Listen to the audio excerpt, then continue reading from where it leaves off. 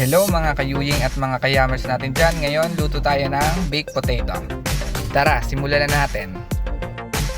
Ito yung baby potato natin. Bali, hinati ko lang to lahat sa dalawa. Tapos, ikakalat lang natin lahat ito sa buong tray para malagyan natin ng mga condiments. Una kong nilagay ay salt. Tapos, sunod itong Italian seasoning.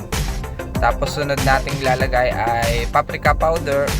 Then ang sunod ay fried chicken seasoning. Then ang susunod natin ay black pepper. Tapos ang sunod natin dyan ay garlic powder. And ang last natin lalagay ay sesame oil.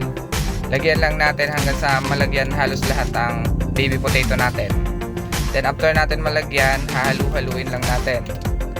Kailangan nating haluin ng mabuti para ma-mix lahat ng ingredients na nilagay natin dito sa baby potato. Kapag na-mix na natin lahat, i-arrange lang natin dito sa tray ng ayos bago natin isalang dito sa ating oven. Bale, na-preheat ko na ang ating oven ng 450 degree Fahrenheit. Bale, 15 to 30 minutes na buhay ang oven bago natin ilagay ang ating baby potato.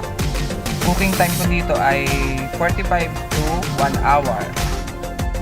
After 1 hour, naluto na yung baby potato natin at ngayon ating titikman na.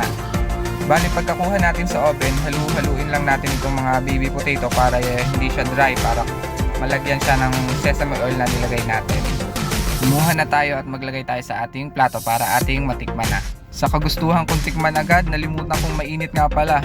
Di ko kaya, sobrang init, luwa Pasintabi po sa mga nakain. Sabi kasing hipan muna bago isubo para di na papasok. At ayun, tikman na natin. Ayon sa panlasa ko, okay naman, good, masarap. Nagtanong din ako sa mga nakatikim, okay daw, masarap.